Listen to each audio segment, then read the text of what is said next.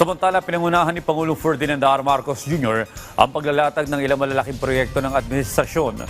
Makatutulong ang mga yan sa pagbibigay ng disenteng pabahay at sapat na supply ng enerhiya sa mga Pilipino.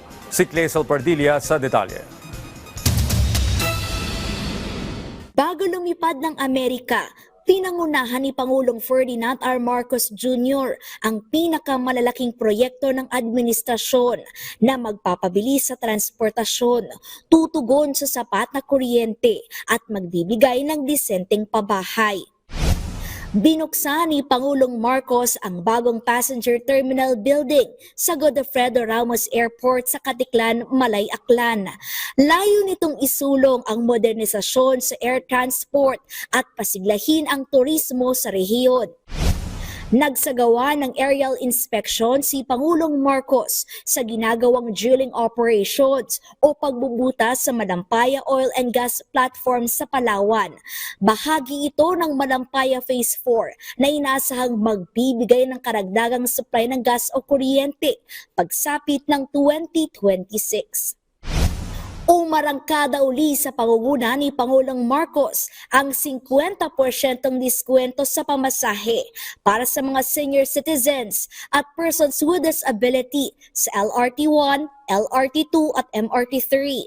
Sinamahan niya ang unang batch ng mga senior citizen sa inaugural trip ng Dalian Trains mula Santolan, Annapolis MRT Station. Ininspeksyon ni Pangulong Marcos ang bahagi ng Metro Manila Subway Project sa Camp Aguinaldo Station. Pinabibilis ang presidente ang paggawa ng subway mula Valenzuela hanggang Naiya sa Pasay. Target matapos ang Valenzuela hanggang Camp Aguinaldo segment pagsapit ng 2028.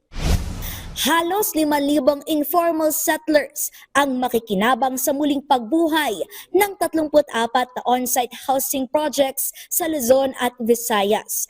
Alinsunod ito sa direktiba ni Pangulong Marcos sa Department of Human Settlements and Urban Development na muling i-activate ang community mortgage program sa mga piling lokasyon.